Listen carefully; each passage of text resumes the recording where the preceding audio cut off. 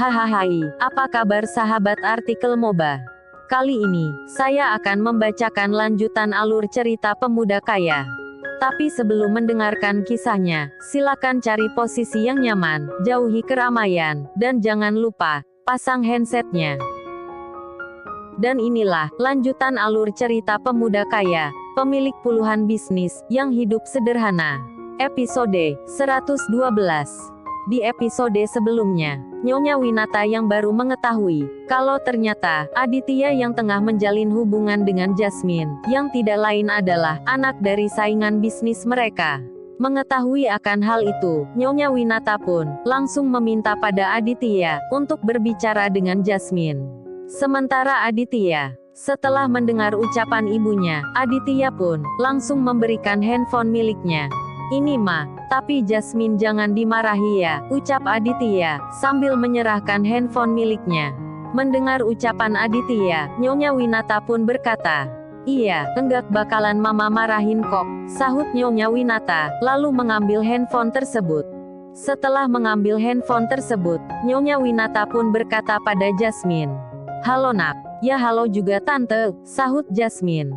Setelah itu terdengar lagi, Nyonya Winata berkata, "Gimana kabar kamu sekarang?" "Alhamdulillah sehatan," sahut Jasmine. "Syukurlah kalau begitu," ucap Nyonya Winata, lalu melanjutkan kembali perkataannya. "Oh ya, kamu udah tahu belum tentang bisnis milik papa kamu?" Mendengar ucapan itu, Jasmine pun berkata, "Belum Tan. Emang ada apa dengan bisnis milik papa aku?" ucap Jasmine. Mendengar ucapan itu, Nyonya Winata pun berkata, "Sekarang ini, semua bisnis milik ayah kamu, diserahkan pengelolaannya pada tunanganmu. Kalau enggak salah, namanya Dika," ucap Nyonya Winata. "Bukan Tan, Dika bukan tunanganku," sahut Jasmine.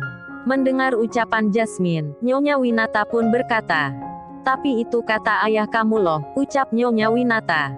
Sementara Jasmine, mendengar ucapan itu, ia pun menarik nafas panjang, lalu berkata, "Emang sih Tan, papa rencana jodohin aku sama Dika, tapi aku enggak mau.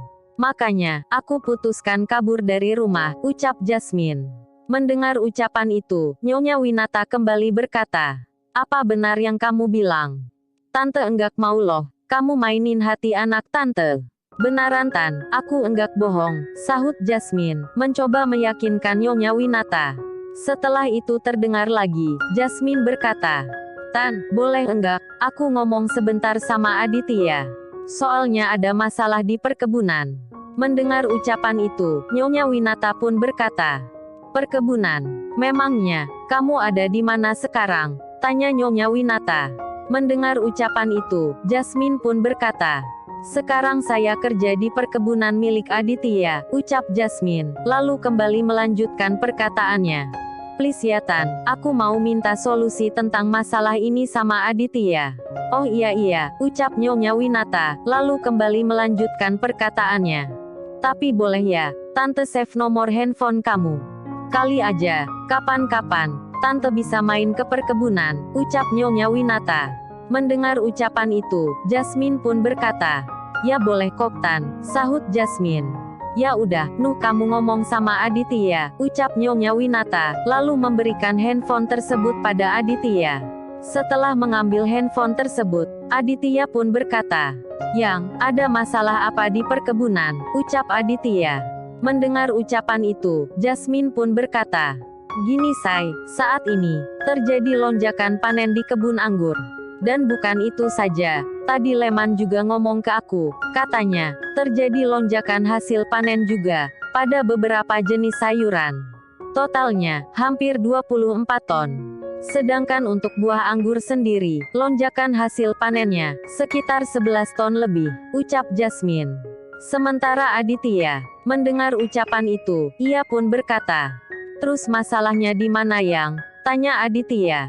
Setelah mendengar ucapan itu, Jasmine pun berkata lagi, "Yang jadi masalah, kuota untuk supermarket dan restoran langganan kita, semua sudah terpenuhi. Kemarin saya coba minta penambahan kuota pada beberapa supermarket, tapi belum direspon oleh mereka. Mudah-mudahan aja, mereka mau terima tawaranku," ucap Jasmine. Mendengar ucapan Jasmine, Aditya pun berkata, "Gimana dengan hasil panen dari petani desa? Apa semua sudah dikirim?" "Udah Say, semua hasil panen dari kebun milik warga desa, semua udah dibagikan ke supermarket dan restoran. Tinggal hasil panen di perkebunan saja," ucap Jasmine.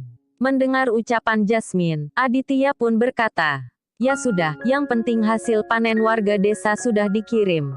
Jika nanti ada pihak supermarket yang menghubungi kamu, kamu batalin saja penambahan kuota yang kamu minta," ucap Aditya. Mendengar ucapan itu, Jasmine pun berkata, "Loh, kok dibatalin sih Yang? Ini bukan sekilo atau 2 kilo loh," ucap Jasmine.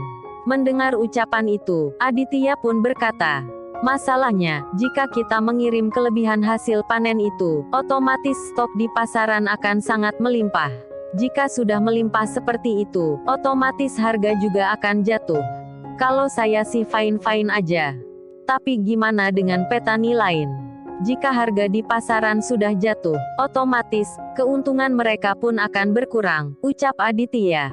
Mendengar ucapan itu, Jasmine pun berkata, "Terus gimana dengan kelebihan hasil panen? Semua mau diapakan Yang?" Mendengar ucapan itu, Aditya pun berkata, "Untuk kelebihan hasil panen sayuran, kasihkan aja ke ternak kita. Dan kalau untuk anggur, bawa saja ke ruang fermentasi, untuk dijadikan pupuk." Mendengar ucapan itu, Jasmine pun berkata, "Terus gimana dengan hasil panen bulan berikutnya? Ini baru hasil panen di kebun lama loh Yang. Gimana dengan tambahan lahan 14 hektar yang baru ditanami anggur? Kalau sudah berbuah, apa semuanya harus dijadikan pupuk juga?" Mendengar ucapan itu, Aditya pun berkata, "Yang, semua urusan perkebunan, sudah saya serahin sama kamu loh. Jadi ini PR kamu, buat cari solusi tentang masalah ini," ucap Aditya. Mendengar ucapan itu, Jasmine pun berpikir sejenak, lalu berkata, "Sebenarnya, saya punya rencana, untuk jadiin kebun anggur, sebagai tempat wisata. Dan untuk 14 hektar kebun yang sudah ditanami bibit anggur, mau saya ganti dengan tanaman stroberi, itu pun kalau kamu setuju," ucap Jasmine. Mendengar ucapan itu, Aditya pun tersenyum, lalu berkata, "Ya udah kalau itu mau kamu," ucap Aditya, lalu kembali berkata, "Yang kalau gitu udah dulu ya, soalnya saya pengen ngobrol sama mama." Mendengar ucapan itu, Jasmine pun berkata, "Tunggu Say, sebenarnya masih ada lagi yang mau aku katakan." "Apalagi sih Yang?" ucap Aditya. "Gini Yang, sebenarnya aku sempat kepikiran untuk dirikan pabrik minuman kemasan, khususnya, untuk minuman yang rasa-rasa buah gitu. Biar kedepannya, enggak ada lagi hasil panen yang terbuang," ucap Jasmine. Mendengar ucapan itu, Aditya pun bergumam, "Iya juga ya, kok gua enggak pernah mikir sampai situ ya," gumam Aditya, lalu berkata, "Tuh kan, udah ketemu solusinya, jadi buruan direalisasikan," ucap Aditya. Mendengar ucapan itu, Jasmine pun berkata, "Tapi Yang, saya butuh dana untuk membeli lahan, untuk tempat mendirikan pabrik itu. Soalnya saya mau nyari lahan di pinggiran kota, biar nantinya, bisa menghemat biaya operasional." Mendengar ucapan Jasmine, Aditya pun berkata, "Kalau soal dana, kamu pakai saja uang kasnya perkebunan. Dan kalau soal material dan desain pabrik yang mau kamu dirikan, kamu hubungi saja Niko, biar dia yang tangani semuanya," ucap Aditya, lalu kembali berkata, "Kira-kira kapan kamu mau eksekusi pembangunan pabrik itu?" "Secepatnya Yang," sahut Jasmine, lalu melanjutkan kembali perkataannya, "Nanti kalau udah dapat lahannya, saya konfirmasikan kembali sama kamu ya," ucap Jasmine. Mendengar ucapan itu, Aditya pun berkata, "Ya udah kalau gitu, saya mau lanjutin ngobrol lagi sama mama."